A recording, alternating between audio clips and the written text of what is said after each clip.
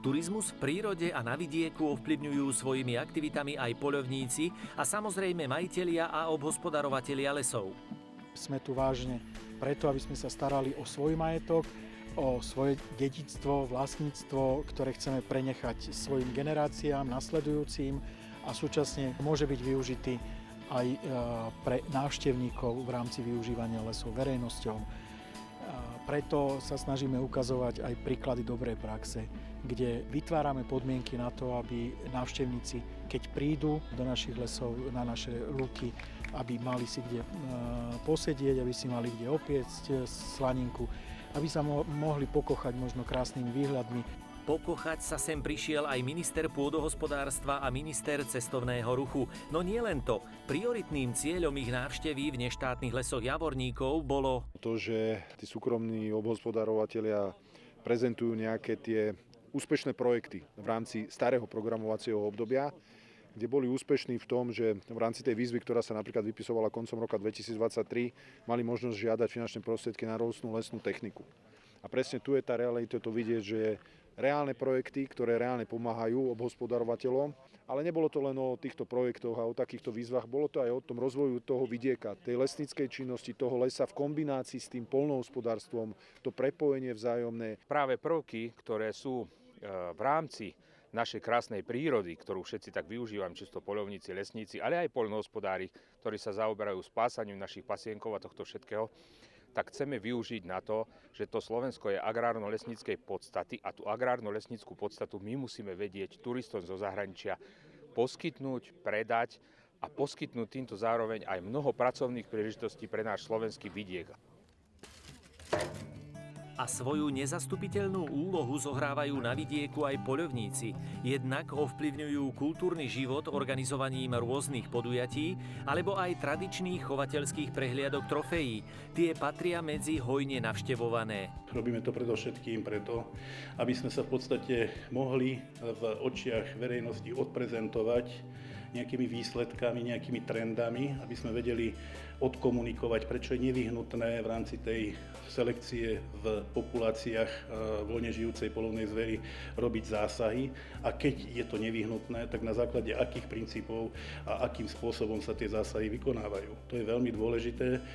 Toto komunikujeme na každej jednej chovateľskej prehliadke. Poľovníctvo neodmysliteľne patrí k vidieckej krajine. Poľovníci stovky rokov sa v tomto vidieckom prostredí pohybujú a ovplyvňujú toto prírodné prostredie.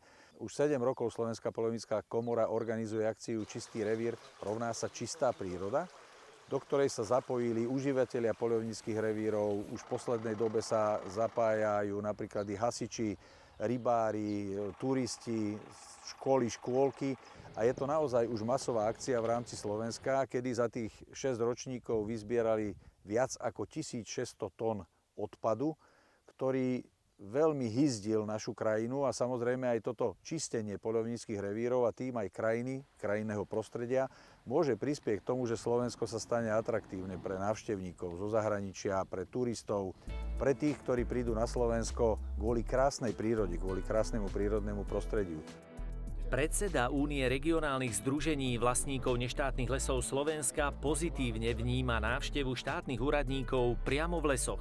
Podľa neho sa dá spojiť racionálne hospodárenie a rozvoj cestovného ruchu. My máme neuveriteľné príležitosti. Celý vidiecký turizmus, celý prírodný turizmus, o ktorom Slovensko neviem koľko už teraz rokov básni, že by sme mali napríklad v národných parkoch, chránených územiach využívať tieto lokality na prírodný turizmus, na vodenie návštevníkov. Z hľadiska športu, všetky hromadné športové podujatia turistického charakteru, cykloturistického charakteru, lyžiarskeho, bežeckého, to znamená šport, máme čo k tomu povedať.